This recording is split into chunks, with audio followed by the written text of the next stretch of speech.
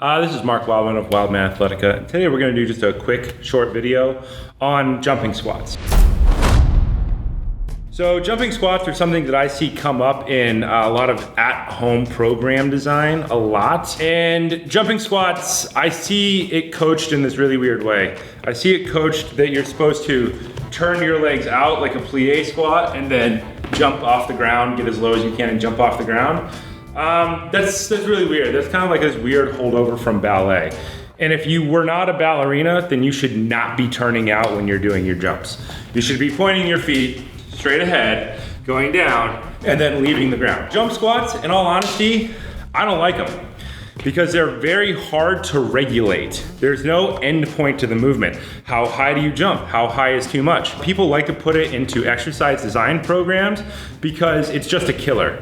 Right? It's almost impossible to control. There's kind of no right way to do it as long as you're leaving the ground. It's really, really hard. But if you don't have good jump mechanics, you shouldn't be doing jump squats at all. You should be doing something like deck squats and kettlebell swings. If you have jump squats in a program at home, a better alternative would be to get one of these irrigation boxes from Home Depot and then just do box jumps instead. Just such a better idea because you have an end point. You know exactly where you're gonna go.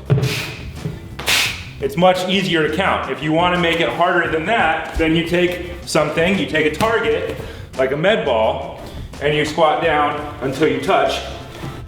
Then you jump up, jump down, return all the way down. There you go. Now you've taken this just kind of completely unknown jump squat.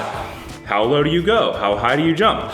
And you've given it 2 targets. Anytime you give yourself an actual target, you're gonna get just a better, more predictable training effect. Squat all the way down, touch the ball, jump onto the box, get back down to the ball. Point your feet straight ahead. If your feet are turned out or your arches are collapsing, go back to a 2-hand kettlebell swing. This has been Mark Wildman of Wildman Athletica.